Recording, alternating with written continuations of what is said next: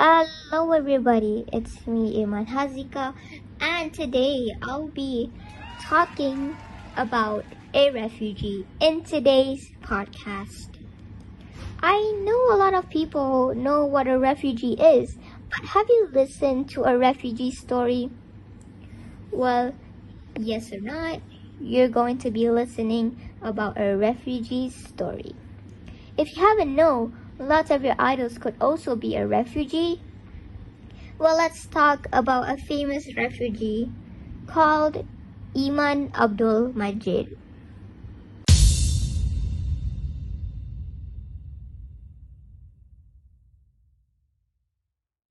As you know, my name is Iman, and this, or refugee you could call, is also named Iman.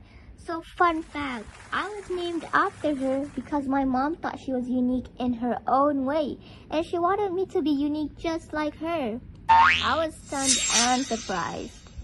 Nevertheless, let's continue the story.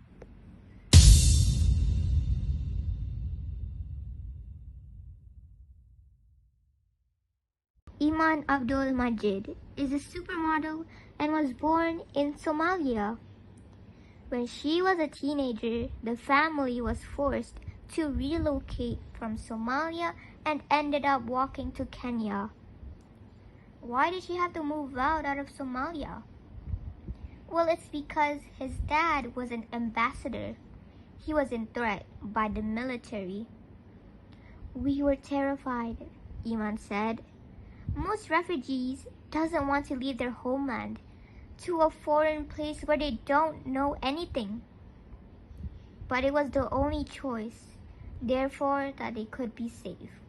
Just imagine in the middle of the night having to wake up your siblings and your parents to move out from the country and also being in threat. It's just crazy how she had to experience that. While getting to Kenya safely, she was looking for money, a place to stay, and didn't know anything about the country. But an angel came, which was an NGO. They were the ones to help refugees navigate to their country. The NGO asked what she could do, and Iman knew how to speak 4 languages: Arabic, Italian, French, and English. So the NGO got her job as a translator. The NGOs also helped her get into Nairobi University and helped her find a place to stay. 18-year-old self was always occupied with the thoughts of making money but not knowing how to. But something happened would change her whole life. A man tapped her on the shoulder and asked to take her photograph, but she refused.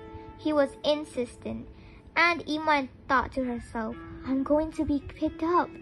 Instead, they made a deal. He could take photographs of her, and the exchange was for her tuition to be paid. Iman didn't know who or what the photographer was going to do.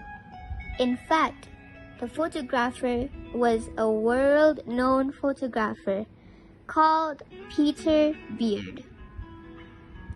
The photographs were sent to Wilhelmina Cooper, founder of New York-based agency. Fantastic. Wilhelmina asked to Iman if she could move to the US to work with her, and she happily accepted. And who would have known that they made a world-famous supermodel? Up until here, her career have popped off, and now she has her own company, lots of money, and a caring family. I, myself, was so shocked to learn her way to success. The journey was hard, having to escape her homeland in the middle of nights with just clothes on her hand. She was only 16 and had to experience that, not knowing anything about the country she came to, lacking money, but to the help of NGO, they gave her hope. Coming to a foreign country, they were not welcome, they weren't accepted, but instead they were just refugees. Instead of welcoming them and helping, they didn't even exist. Just how badly people treat them just because they were a refugee is heartbreaking. That is why we should make a change. They should be treated like any other. Employ them, help them choose a way of life, help them learn, and of course let the people be aware. We see them suffer, but we chose not to help. That is why we should help and make them feel included just like us.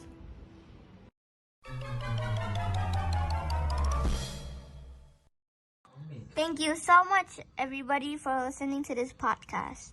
I hope you learned something about a refugee or their story behind.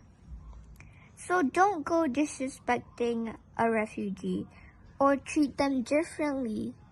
Go ahead and treat them just like any other person. So I hope you learned something, and thank you for listening.